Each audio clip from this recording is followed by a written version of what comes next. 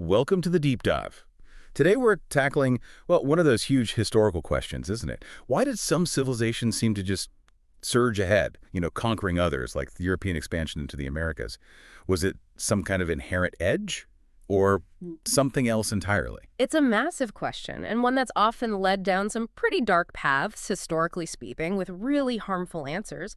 But this deep dive, drawing heavily from guns, germs, and steel, offers a fundamentally different view. Okay. And right off the bat, it completely rejects any racist ideas, theories about superior races based on spell shapes or whatever junk science was used. It throws that out. Completely dismantles it. Exactly. Instead, it points towards, well, factors that are much more about the environment, about geographical luck, almost. Okay, so if it's not about inherent superiority, let's look at the immediate impact. When, say, the Spanish conquistadors met the Aztecs or Incas, what did give them that immediate, often brutal advantage? We picture the obvious things, right? The guns, the steel, the horses. You have to imagine seeing a horse for the very first time. These huge animals, completely unknown in the Americas, being used as like weapons of war. Terrifying, I'd imagine. Absolutely terrifying. And then you have European steel swords, armor, compared to the stone, wood, obsidian tools used by indigenous peoples. The Europeans must have seemed almost invincible sometimes. It was a huge technological gap. That military tech side is clear. But you mentioned earlier, and the book really emphasizes this, there was something else, maybe even more devastating, a kind of unseen weapon. That's right. And it's the factor that often gets glossed over, but it was probably the most decisive in infectious diseases. We're talking smallpox, measles, influenza, things Europeans had some immunity to. But Native Americans didn't. Not at all. They had zero prior exposure, and the numbers are just staggering. Estimates suggest up to 95%, maybe even more, of the indigenous population died from these old world diseases. 95%. It's almost unimaginable. And it was tragically one-sided, wasn't it? There weren't major plagues flowing back from the Americas to Europe. Pretty much, yeah. There's some debate about syphilis, maybe, but nothing on the scale of what hit the Americas. Which leads to the really big why, doesn't it? Why did Europeans have these diseases to spread in the first place? Exactly. Where did that imbalance come from? To get that, you need to rewind way back, like 10,000 years or so, to the foundational shift in human history, the agricultural revolution. Okay, so before that, everyone, everywhere, was basically a hunter-gatherer. Small groups moving around constantly. Yeah, typically maybe 20, 30 people, constantly migrating, following herds, finding edible plants. That was the human experience for millennia. So how did settling down, planting crops, raising animals, how did that change everything? Well, it was monumental. Suddenly, you didn't have to move. You could stay in one place, cultivate land, domesticate animals. You get a stable food source, a surplus even. Right, and that stability, that surplus, that's the bedrock for everything else. Villages, cities, nations, eventually. Precisely. And the first big consequence, population density. Boom. With a reliable food source, you can support way more people in one place. And women could have children more frequently, too, right?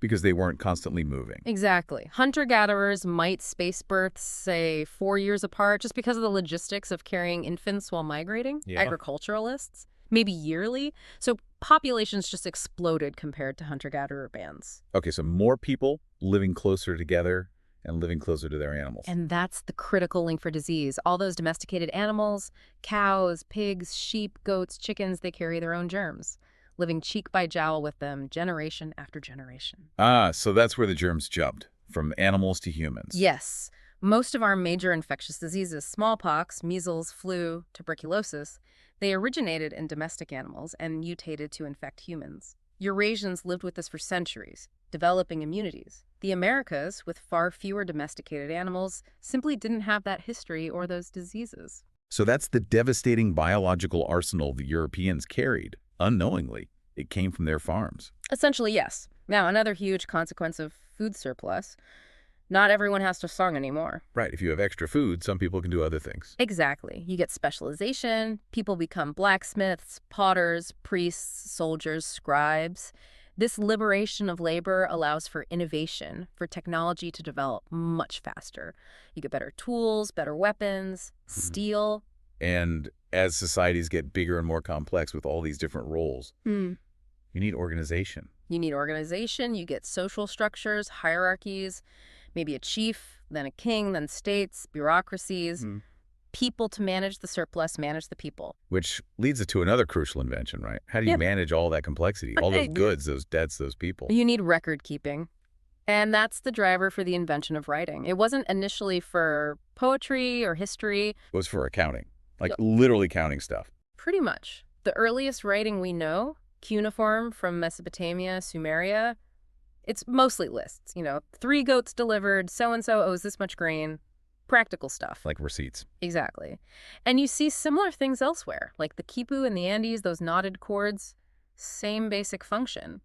Recording information, managing complex societies. But the impact of writing goes way beyond just accounting, obviously. Oh, massively. It revolutionizes how knowledge is passed on. Before writing, it's all oral tradition. Think of the telephone game information gets distorted over generations. Right. Details get lost, things change. But with writing, you can record complex information accurately and transmit it across time and space. Knowledge can accumulate reliably. Science, history, complex laws. None of that's really possible without writing. It's interesting, too, how it changes what individuals need to know. Mm. Like a hunter-gatherer might need encyclopedic knowledge of plants and animals just to survive. Hundreds of plants, yeah. Intimate knowledge of their environment. Whereas now, we rely on collective knowledge stored outside our brains, in books, online. Our brains specialize because we don't have to remember everything individually. It's a different kind of intelligence, arguably. Less broad, maybe, but capable of deeper specialization because the information storage is externalized. So we've got agriculture leading to population density, disease immunity, specialist technology, state organization, writing, all these downstream effects. But why did agriculture take off so much more successfully in some places than others? And that brings us to the core argument, really. Geographical luck. It basically boils down to the raw materials available. Eurasia, that huge landmass from Europe across Asia, it just hit the jackpot. How so? What did it have? It had the most and the best wild plants and animals that were suitable for domestication. Think about the Fertile Crescent. Right, the cradle of civilization. It naturally had wild wheat and barley that were already pretty productive, relatively easy to cultivate, and over time, farmers, even without understanding genetics, were selectively breeding. Like saving seeds from the best plants. Exactly. Unconsciously modifying species. Wild corn, teosinte, was this tiny, grassy thing. Millennia of selective planting gave us the big cobs we know. Same with animals. You choose the more docile ones, the ones that breed well in captivity. And Eurasia just had more candidates to work with? Vastly more. Something like 80% of the world's suitable wild grains were native to Eurasia. Compare that to, say, North America with maybe 1 or 2%, or Australia with basically none suitable for intensive agriculture. Which helps explain why Aboriginal Australians remained hunter-gatherers. They didn't have the local ingredients to start farming easily. Precisely. And animals, too. Eurasia had wild cattle, pigs, sheep, goats, and crucially horses. Wild horses were only found there. And horses were huge, like you said. Warfare, transport, plowing. Game changers. The Americas. They had the llama and alpaca in the Andes, useful, but not nearly as versatile or powerful as horses or oxen.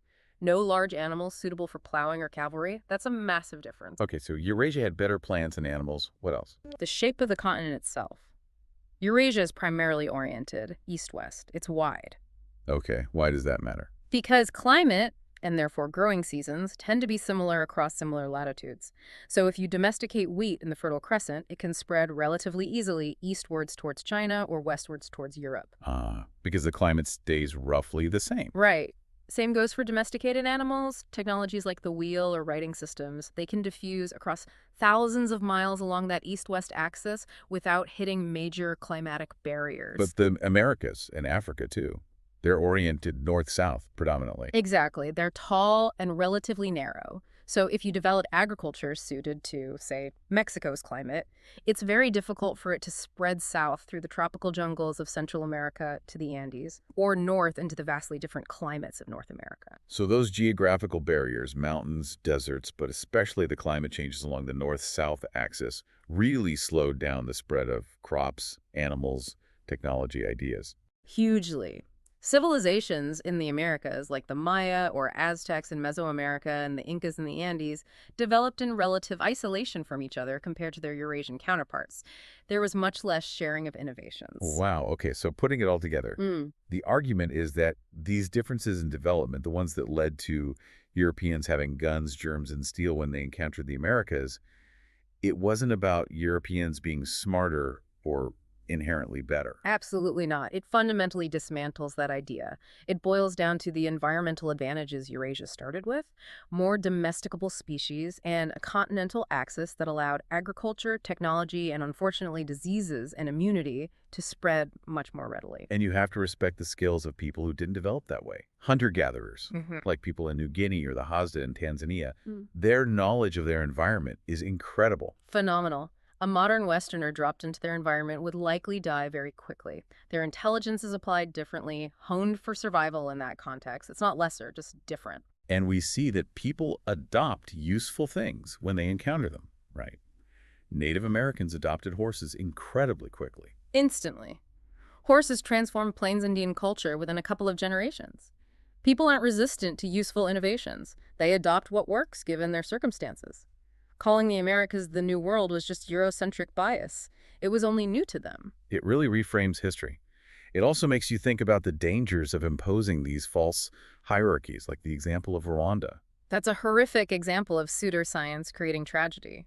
German colonizers basically invented a racial distinction between Hutus and Tutsis based on very slight physical differences, Tutsis being, on average, a bit taller and maybe lighter skinned. Differences that were likely just adaptations or variations within the same group. Exactly.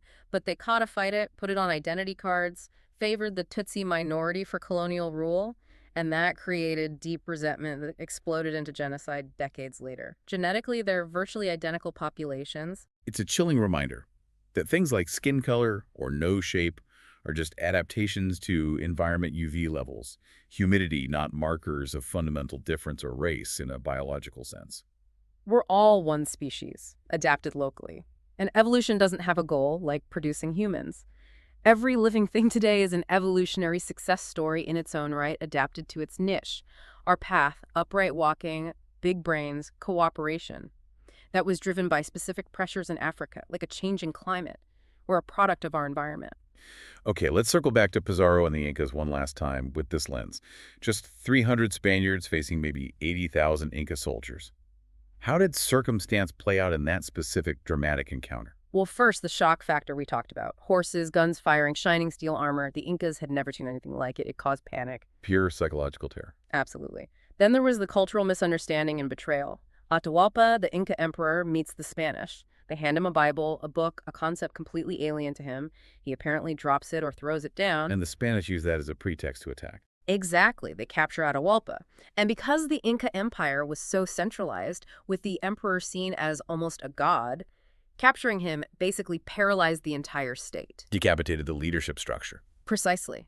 And Inca military tactics were designed for fighting other local groups with similar weapons, not for dealing with cavalry charges or gunpowder. They were completely outmatched tactically. Plus, the information gap. Europeans knew about warfare across their continent, shared knowledge via writing. Right. Through trade routes like the Silk Road, through shared latitudes, knowledge of military tactics, technology, even political strategy spread. The Incas were comparatively isolated. They had no intel on what they were facing. And there was often that religious justification on the European side, wasn't there? Yeah, the idea of converting heathens provided a kind of moral cover for conquest, however brutal. Pizarro demanding a roomful of gold as ransom for Atahualpa, getting it, and then executing him anyway. Yeah. That shows the mix of greed and perceived justification. So, when we boil it all down, the core message of Guns, Germs, and Steel, and our dive today, is that global dominance wasn't about innate superiority. Not at all. It was overwhelmingly about the luck of the draw, geographically and environmentally. Having the right plants and animals to domesticate, having a continent shape for easy diffusion of ideas and technologies, and sadly, diseases. That gave some societies a massive head start. It really forces you to rethink concepts like progress or greatness.